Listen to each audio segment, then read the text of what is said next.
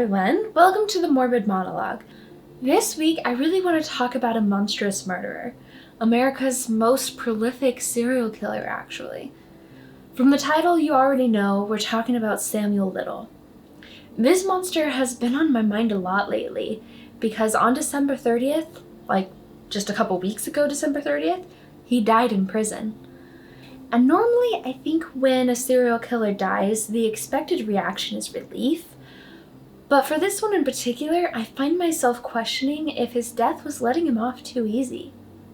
Let's dive into the whole story of Samuel Little and talk about his death again at the end. Samuel Little was born July 7th, 1940, in Reynolds, Georgia, and had a difficult life starting at his childhood and continuing throughout his adulthood. His mother was a prostitute, and nothing is really known about his father. From Georgia, Little and his mother moved to Lorain, Ohio, and stayed with his grandmother. It's around this time that Samuel's mother starts to become more distant and less involved in raising him, leaving the responsibility to his grandmother. He even started to use his grandparents' surname, McDowell, instead of Little. This is around the time Samuel starts to get in trouble in school, and his grades fall below average. By the time he is 16, he is arrested for the first time for breaking and entering, and was held in the institution for juvenile offenders. 5 years later, he is again convicted for breaking and entering, and by the time he is 25, has already served 3 years in prison. In his late 20s, he moves to Florida to live with his mother, and for a while held various jobs, including working in a cemetery. But it seems Samuel Little had a difficult time staying in one place, and before long was traveling again to other states. During his travels, he was arrested in 8 different states for crimes ranging from shoplifting to aggravated assault and rape. These crimes were red flags for what was to come, but unfortunately, he wasn't stopped before people lost their lives. By the time Little was in his mid-30s, he had been arrested 26 times for crimes in 11 different states. And although Samuel Little confesses that his first murder took place in 1970, he wasn't arrested for murder until 1982. It was in 1982 that he was arrested and charged for the murder of 22-year-old Melinda LaPree in Mississippi. Melinda's body was found in a cemetery around a month after she was reported missing. Her body was already so badly decomposed they couldn't determine the cause of death. Witnesses recounted seeing Melinda go off with a man matching Little's description in a brown station wagon. 6 months later, Samuel was pulled over by police in a vehicle matching the one described last seen with Melinda. Little was then a suspect and arrested. All of the witnesses, who were prostitutes, picked Samuel Little out in a lineup, but unfortunately the case didn't go to trial due to a lack of evidence. And I know the court needs more evidence than witness accounts, but it feels like their stories were discounted because they were prostitutes, especially since at the time he was then extradited to Florida for an eerily similar murder case.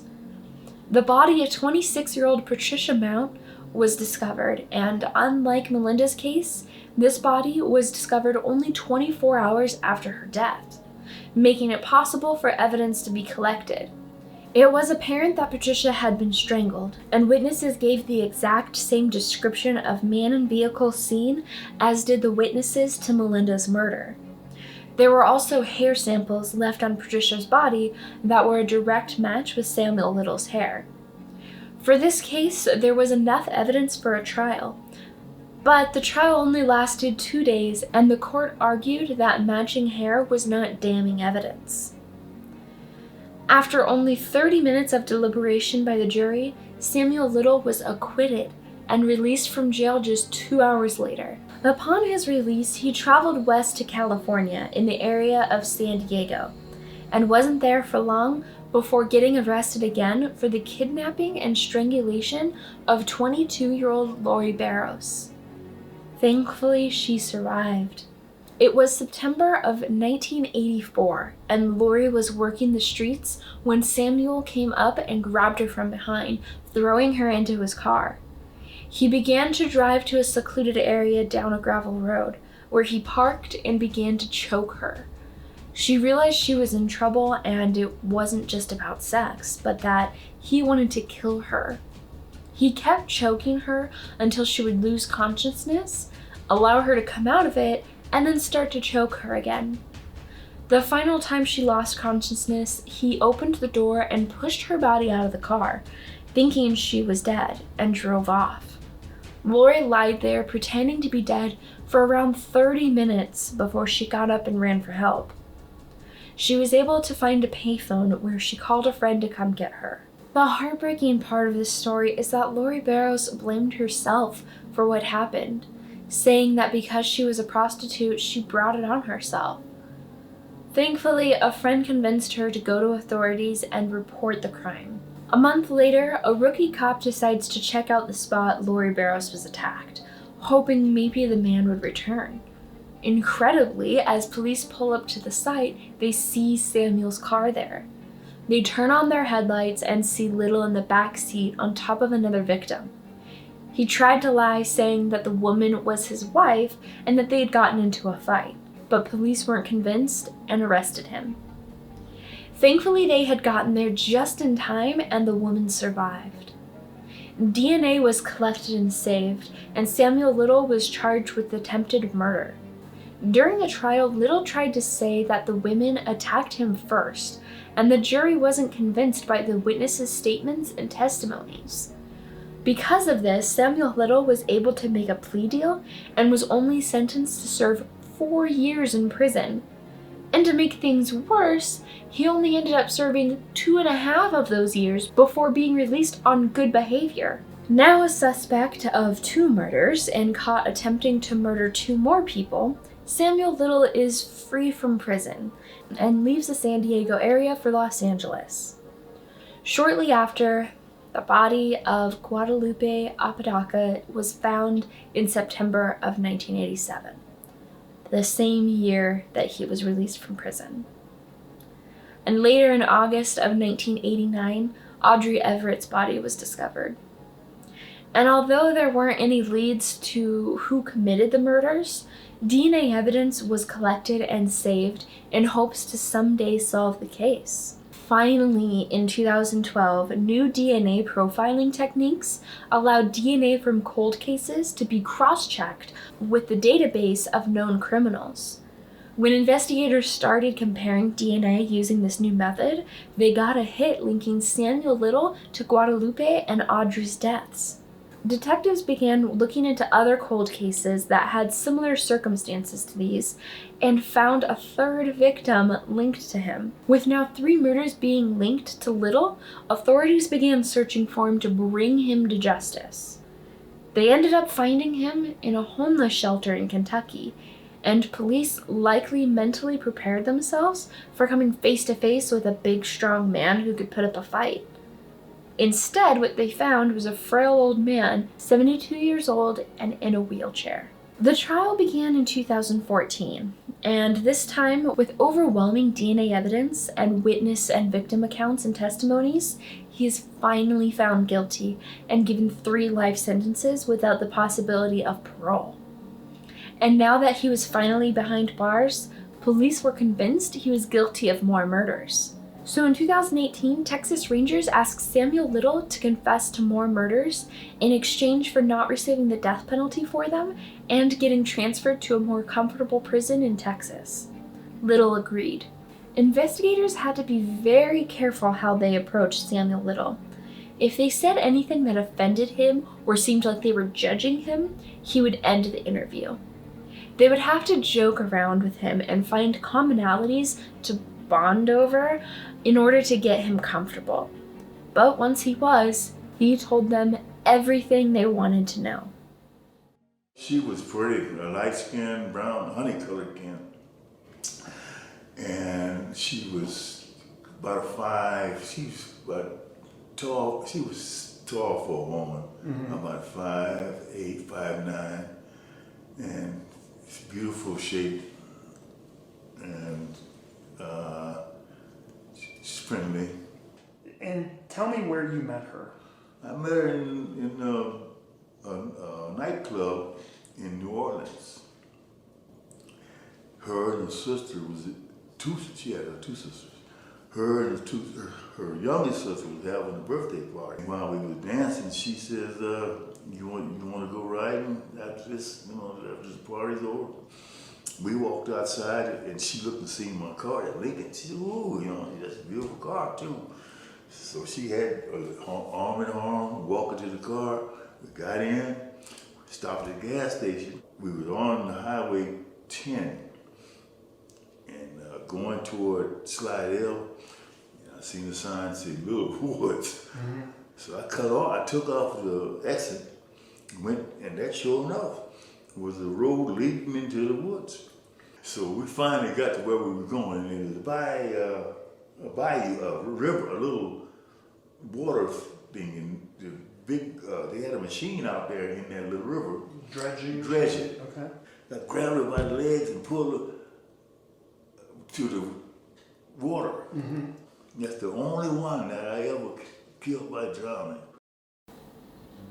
Samuel Little gave a 7-hour-long interview where he confesses to murder after murder. In total, he confessed to 93 murders in extreme detail, describing what the women looked like and what they were wearing. He then requested drawing supplies and began drawing the victims. The accuracy of the drawings to victims is haunting. Many people have wondered how he could have such a vivid memory of his victims when he had so many of them and they happened so long ago. But investigators explained that every time Samuel Little recounted the murders, it was like he was reliving them all over again. He gained satisfaction out of describing and sharing them with police, to the extent that he would even get aroused while doing so. Among his confessions, he finally admitted to the murder of Melinda Lepre. But even though he has confessed, the cases aren't completely solved because although he can sketch their faces from his photographic memory, he doesn't remember all of their names or the exact date that he killed them. And when the bodies were found, there were a lot that weren't able to be identified, given that the women he targeted were primarily prostitutes and/or homeless, so they were filed as Jane Does. It's almost like a reverse case. They know who the murderer is, but not the victim. So police and FBI are asking for the public's help in identifying the victims based on Little's drawings, or if someone recognizes Samuel Little having been with the victim before they were murdered. If you recognize any of these women or believe you have information that can help solve any of the open cases, please contact the FBI. I'll have a link to their website in the description that has more information regarding the women in these drawings and how you can contact the FBI. Your information can help bring closure to their families. So that brings us to December 30th, 2020. Samuel Little dies in prison. There's no specific cause of death listed, but it is known that he had diabetes, heart problems, and other health conditions. Which means although he allegedly murdered up to 93 women, with over 50 actually confirmed by the FBI, he only ended up serving 6 years of his 3 life sentences given to him before dying.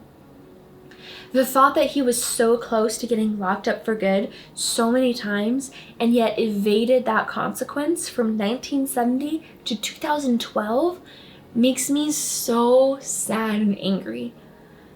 And I mean, it's not like he was living a luxurious life by any means, but he was still alive and not in prison while his victims had their lives taken from them. And had people taken witnesses and victims seriously back in 1982, at least some lives could have been saved. And it really just seems like because the women being targeted were either prostitutes or homeless, they weren't really listened to. People thought they either weren't credible or that the dangers were part of the job and that they shouldn't have chosen that career, which is just ignorant on so many levels. Because he chose women that, as he put, wouldn't be missed, and traveled from state to state using both the names Samuel Little and Samuel McDowell, he was able to go about murdering undetected. It's all just really shitty. What do you guys think? Should he have been given the death penalty? Would it have mattered since he was already in his 70s and in poor health? It doesn't seem like there's a right answer to me. On the one hand, he only served 6 years, but on the other hand, that is a miserable end to his life, and at least he died knowing that he had been caught and put away. Do you guys think he killed 93 people? That's a lot of people. I don't think it's impossible, but that's more than Ted Bundy, Jeffrey Dahmer, and John Wayne Gacy combined. But given that he'd murdered people since the 70s, if we assume he stopped by let's say the year 2000, that would mean he would need to kill about 3 people a year. So it's completely possible. And at first I was really skeptical that he actually killed 93 people and thought that the police were just trying to close cases and had a guy that was willing to take the blame for them since he was already serving life sentences and about to die anyway. But then I dug into the case a bit more and watched his confessions, and it really doesn't seem like he's being fed answers or information, and it really seems like he actually did it. But tell me what you guys think in the comments, and if there's a morbid topic you'd like me to talk about next, tell me about that too. And don't forget to like and subscribe so you don't miss it. Thanks for watching. Goodbye. There's like a hair or something that I can see occasionally. Where is it? Is it on my nose? Jeez, why can't I talk? Wait. Got mulled wine. Do you guys like mulled wine? I've been on a mulled wine kick lately. My sister gave me a recipe and I've made it like 3 times since Christmas now. It's so good.